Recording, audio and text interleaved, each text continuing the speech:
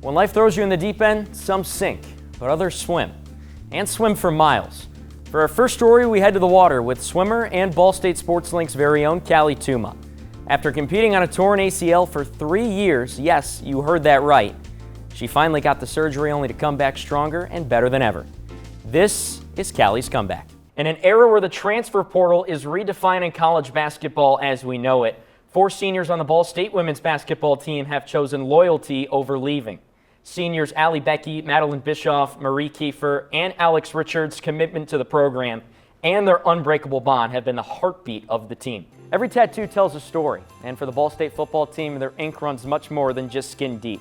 From honoring family legacy to marking personal triumphs, these tattoos are the heart and soul of the Cards. And the biggest thing that Tucker Bidding told me after I asked him a plain and simple question, why are you hitting 474? And he said there's 2 big keys to that. One is the distribution that Ball State's been able to get within its offense, but also the service pressure has been huge for Ball State as well. That's something in practice they've been talking about all week long. Thanks, Noah. Yeah, that jump serve of Trebihauskas isn't anything new. She's actually been doing it well before she arrived at Buffalo.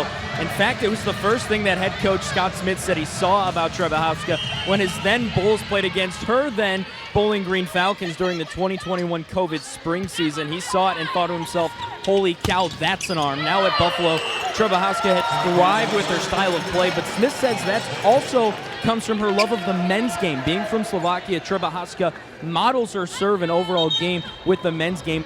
About set for the 31st meeting between these 2 teams ever. Ball State has won the last 9 of 10, but of course, you can't forget about last year, Amber, a heartbreaker in the MIVA semifinals for the Cardinals against the Lions on this very floor.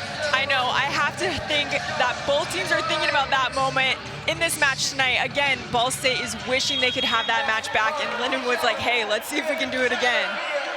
Griffin Satterfield, the 6'6 junior with 3 aces yesterday, gets us off and running from Muncie. Liacone a touch over with the left. Here's Rogers. Solomon. Back set, dug out in the back row by Basilio. He comes out of the back row and smokes Stenmark in the face for the first point. That's always good when you can get that headshot. I know that Basilio wasn't aiming for Stenmark's head, but hey, a kill's a kill. And you know Stenmark's won that one back, wishing he could have gotten his hands up in time. Look out. We saw a couple of those on Thursday in the match between Ball State and Ohio State, and maybe that sets the tone for Ball State early. Not afraid to be aggressive. Satterfield's got a heck of a serve. Quick set to Liacone. Touched up front.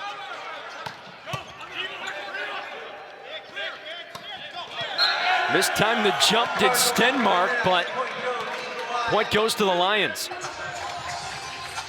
I like the creativity from both sides. I think both sides are taking well-placed shots, and again, it's only the 2nd point of the match, but I love that off-speed from Stenmark.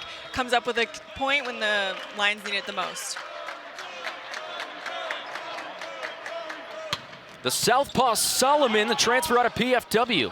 What the Lions saw yesterday.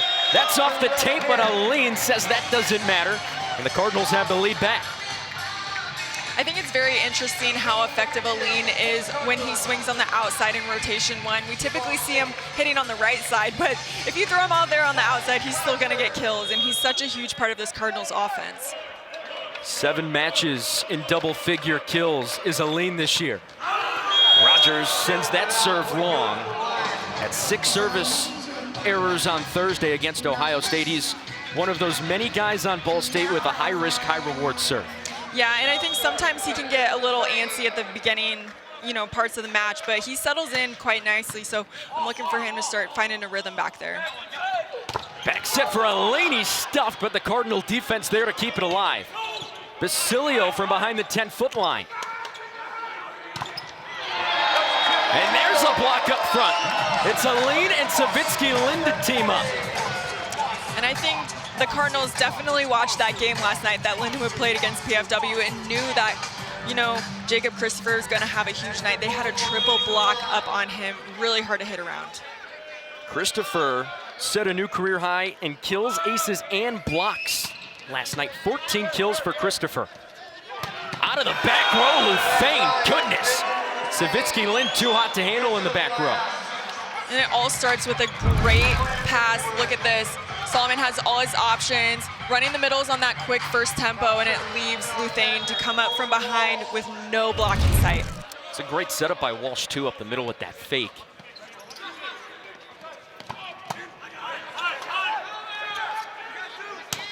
Christopher on a back set gets the touch. And Lindenwood has the lead early in set number 1.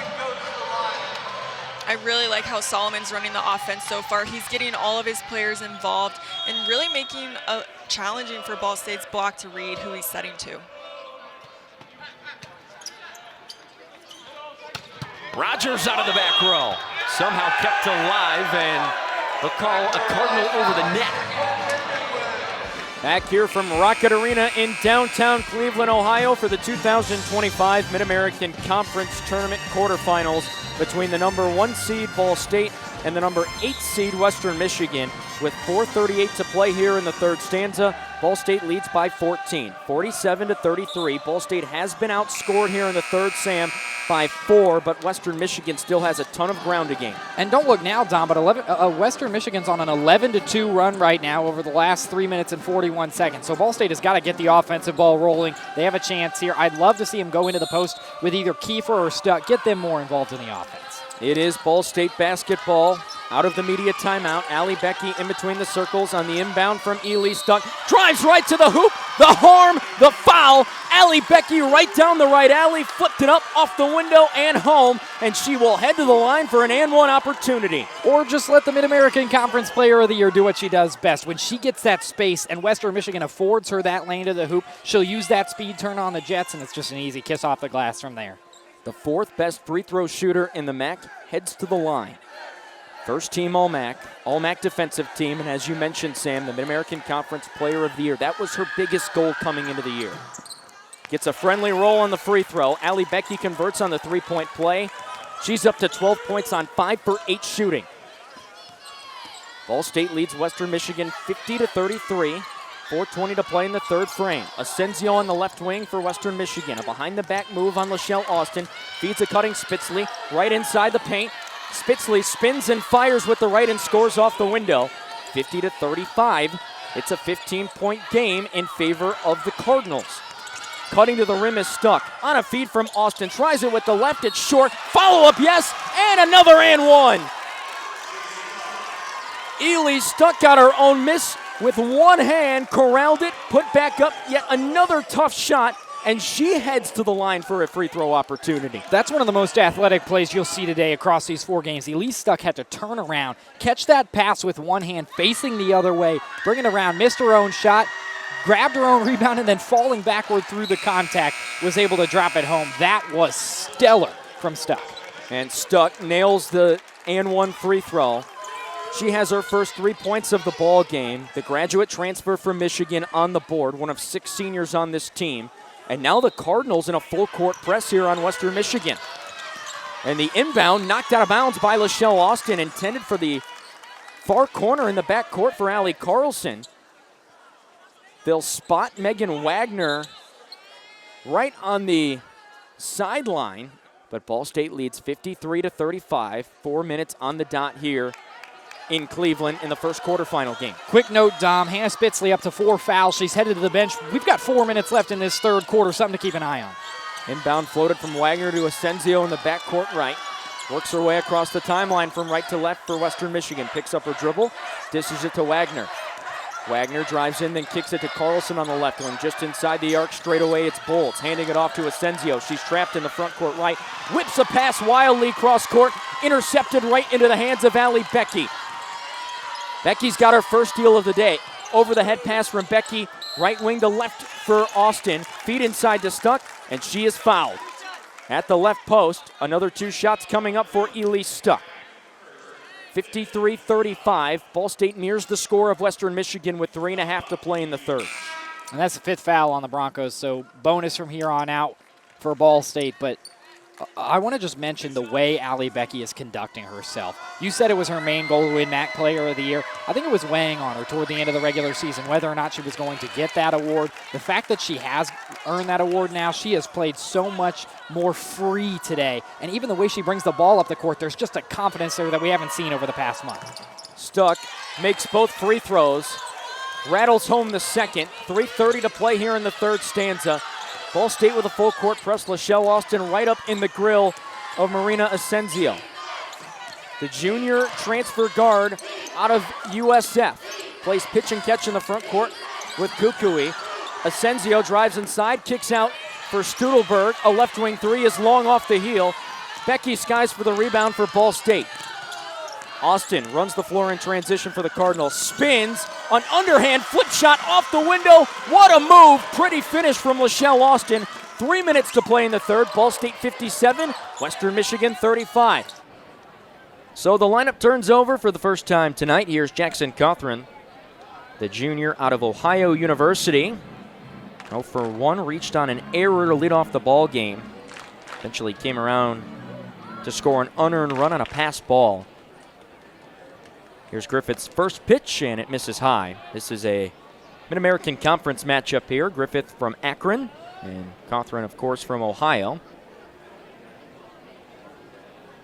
The 1-0. Upstairs, 2-0. Cothran pacing this full count team in average, on base percentage, and OPS. Hitting .320 on the year coming into tonight. It's now 3-0. That fastball just misses upstairs. Cothran has been on base in the last 14 straight appearances coming into tonight. On the outside corner, Griffith back into the zone. 3 balls and a strike. 1 gone here in the top of the third. Griffith out of the line. Here it comes. Slashed foul the other way, out of play, and now we are full. Griffith trying to come all the way back. Cothran on Tuesday in the series finale against O'Fallon, 2 for 4, a couple of RBIs, a run scored, and a walk as well in his last appearance. The 3-2. Another foul ball, this one off the screen, so we'll try it again. Cothran in his 3rd summer with full count rhythm, one of 3 returners from last year's team. And full count rhythm, one of 2 new teams in the Prospect League this summer. That's downstairs, ball 4. Make it 15 straight games Jackson Cothran has been on base, and that's now 7 consecutive with a walk as well. He's on here with 1 gone in the top of the third. That brings up Joe Watkins out of the 2 spot. Base hit last time in the first.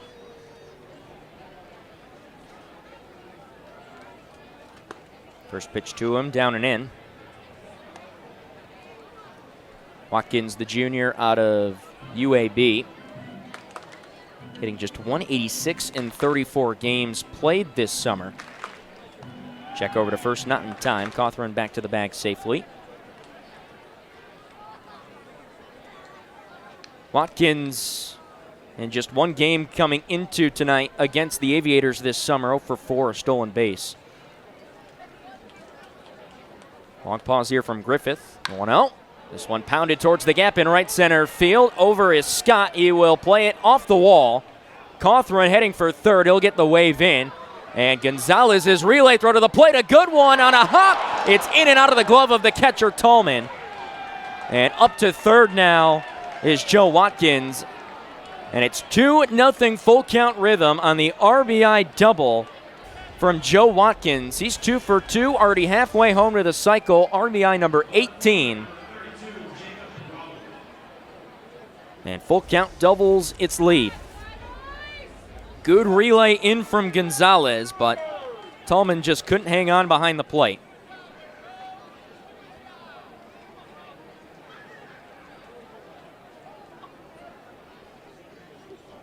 So here is Jacob Rowald. Pop out in foul territory last time. He goes after the first pitch, sends a towering fly ball out into left. Lewis camps under it. Tagging is Watkins. Lewis makes the play. And the throw to the plate on a bounce, not in time. Just ahead of the throw is Watkins. It's a sacrifice fly for Jacob Rowald. RBI number 17 on the summer for the junior from Bellarmine. And it is now 3-0 full count rhythm.